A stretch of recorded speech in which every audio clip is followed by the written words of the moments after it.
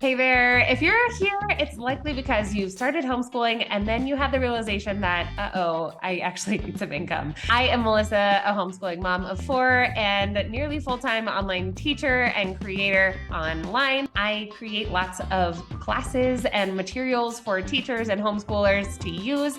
And I also share a little bit about our journey in working and homeschooling at the same time. I'm here because I really want to encourage you in this, that it's possible to homeschool and also work. I'd love to share a little bit of how I do that and how our family functions this way. If that's you, hop in. So we started homeschooling about 7 years ago, which seems crazy to me, but four kids, like the oldest is 10. That kind of adds up. We started homeschooling for preschool type stuff. I was just figuring it out. And I wish I had heard somebody's rundown of their day, their schedule, something. I just needed some sort of example of what this could look like. That said, I knew I would have to adapt it. And that's kind of a disclaimer that I want to throw out there. I would love to share with you in just a minute what I do and what our family does to make this work. However, you're going to need to infinitely adapt this to make sure it fits with your family's activities, who's home, who's got to go out to do something, and your financial needs as well as the work that you might choose to head into during this time. So that said, with our family, we have found a good rhythm of work blocks, and I'm going to share with you what that looks like for me. But I do want to just point out that in the description, I have a free workbook to scale your business. And in that workbook, it's specifically made for teachers who are teaching online, but anybody could really find some good passive or semi-passive income. There's no such thing as truly passive income, is there? There's always some work involved. But there are lots of really good ideas in there. So you can pick that up in the description if that sounds interesting to you.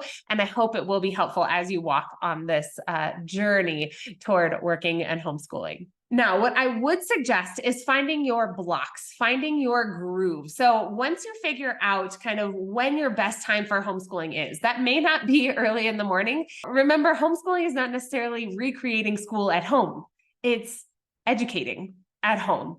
It's helping kids learn, but just happening to be at home or in some other setting. And so the idea here is figuring out what your family needs. For our kids, at least, we have found a good rhythm with them eating breakfast while doing math.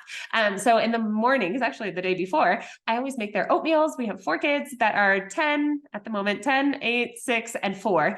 I make their oatmeals the night before. I leave them in the fridge and they know how to pop them in the microwave and sit down with their math books. Now, I've already left out their math books, or for the littlest one, her kind of coloring, letter recognition, stamps, cutting out stuff from magazines, things like that.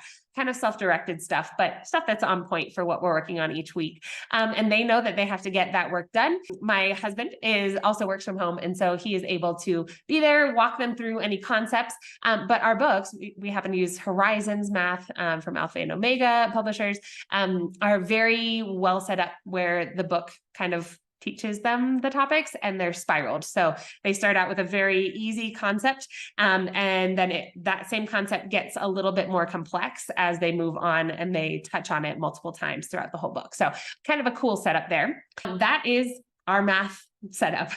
Now that's the book work, and that's kind of the guided work that my husband works with them on. During that time, I'm actually where I'm filming. I'm upstairs in our house. This is kind of my private area, my office, if you will, where I do my teaching. I teach from about 6 a.m. to 8 a.m. And sometimes a little bit earlier, depending on the class. But during that time, I get my own work done. I also like to have a little bit of quiet time in the morning to read and pray. That's something that's very important to me. And I know I'm not getting that quiet time during the rest of the day. So if that's something that's also important to you, you may just have to bite the bullet and get up earlier. I also know that working out is really important to me. I don't feel quite myself if I'm not being active during the day, and I'm plenty active making beds and washing dishes and cooking and stuff like that. However, a good workout is something that I know that I love. So I wake up earlier than my teaching. I wake up at 4 o'clock in the morning. I have that quiet time. I have my workout. I've got a second to kind of organize myself before class starts at 6, teach until about 8. So again, work blocks, personal blocks. These are kind of things that you want to start figuring out where they fit in your day as well as your family's routine. Now, is this perfect? Absolutely not. There are days when my teaching happens to extend until 8:30 in the morning, or I've got a post or a video or a response or a meeting, and it runs until 9 o'clock. That is not ideal. And it's something that I'm trying to do better with. I need to set up better systems. I need to say no to certain meetings at certain times, but sometimes it's unavoidable. Anyway, it's flexible. Our schedule is flexible. My husband works from home. That may not be the case for you. So you may need to figure out more kind of hardline schedules. However, there's a time, a kind of flex time in there where I'm able to get that work done and then head downstairs. When I'm downstairs, I'm eating breakfast, drinking my coffee, but we're also stepping into language arts block with the kids. During this time, again, we have 4 kids. They know the routine. They know that there are certain expectations. Are they perfect at it? Absolutely not. But they know that they have to get their writing done. Each of our kids, this started out arbitrary, but it actually worked out really well. They write the amount of sentences that corresponds to their grade. So if they're in first grade, they write 1 sentence and they translate their sentence to Spanish. Our family is bilingual. And so we want them to be biliterate as well. We want them to be able to read and write as well as speak both languages. And so that's important to us. The topic is sometimes something that we come up with. Would you rather breathe underwater or be able to fly? I don't know. Would you rathers are great for this. But writing prompts that are a little bit more structured could also be great. And then sometimes it's talk about something that they want to eat or a movie that they saw or a book that they read, whatever. So they get their writing done. They also have a book report. So the older kids know that they have to track their reading. My 2 oldest, they have book studies that they do. These are also linked to the classes that I teach. So again, taking that, repurposing what we do in our homeschool and teaching it as part of my business is chef's kiss. Fantastic way to kind of double dip on the work that's happening. So they're doing book studies after reading for about 30 minutes. My oldest could read for days and days, unless we limited her, but my second needs a little bit more of a time structure. And so I give her a certain amount of pages to read. And then the 2 younger, the 6-year-old is reading fantastically. And so he needs to read a chapter in a book that he's reading, as well as write a sentence or 2 about what he read. And then the youngest also has kind of her morning work. We go over calendar, the letter of the week. I have these little printable letter books that I got, do some counting in English, French, and Spanish. Again, multilingual family here, but that's important to us, as well as some number manipulatives, should we call it? So making Lego towers with 8 bricks, because we're learning about the number 8, going through handwriting and kind of those fine motor skills at this age. So nothing too intense. All of my work with our youngest maybe takes about a half an hour. So it's a very quick kind of playful thing. With the older kids, they do have language arts as well. We use the good and the beautiful. This is a great curriculum that's open and go. We happen to reuse the books. So we buy 1 set of 4th grade books and I copy the pages that are going to be written on. So that's a nice way to save money.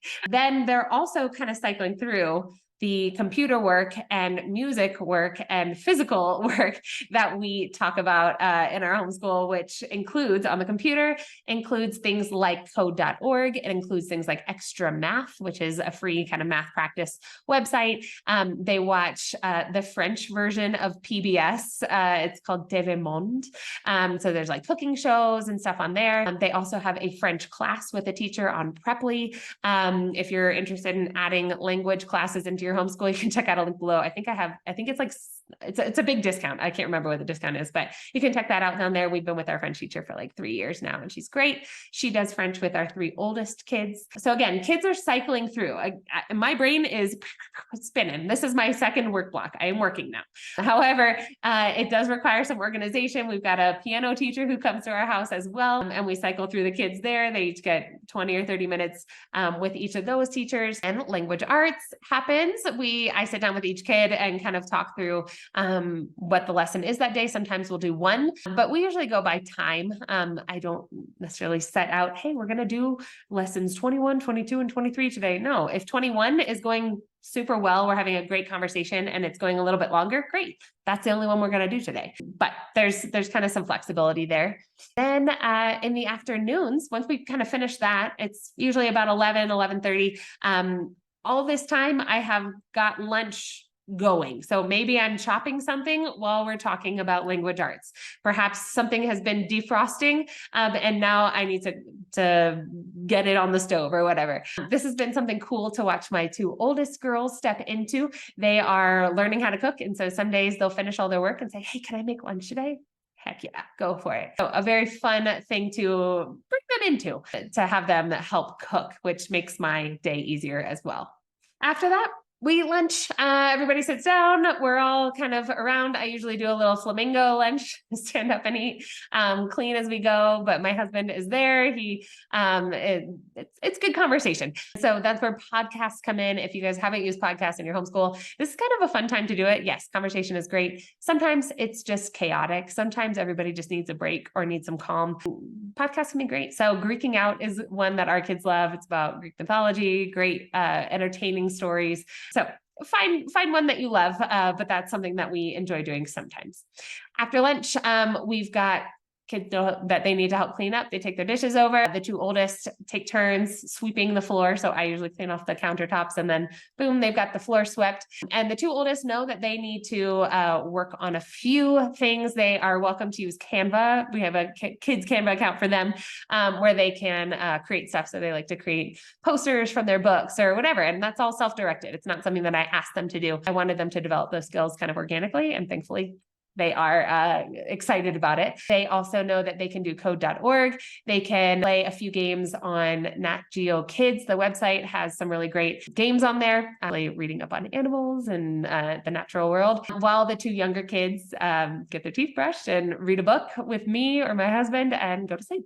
So they nap for a couple of hours, while then the older two are working independently. And I have my second true work block of the day, where I usually schedule YouTube lives or calls, meetings, that sort of thing, or just lesson plan and get business stuff taken care of. So that second work block usually lasts from about 2 to 3:30 in the afternoon. After that, it's kids' activity time. So often we go to a sports class in the afternoons. Sometimes my husband does. We take turns. If somebody has a meeting that day, usually we can pick up for the other one. But if not, it goes by the wayside. Again, being a little bit flexible here is really important.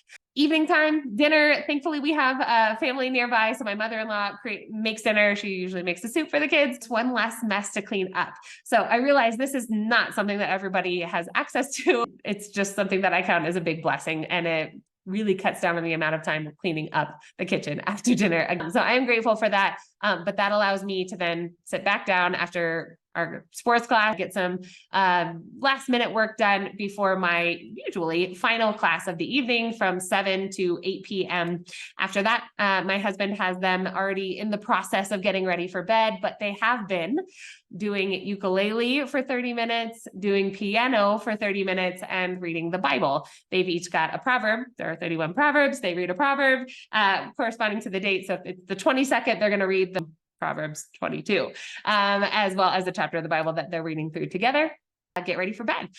Usually this devolves into some sort of like sword play or Lego building or craft, or they sometimes get really inspired and want to get some math work done for the next day. They can get a couple problems done that day that would help them just roll through it a little bit quicker the next day.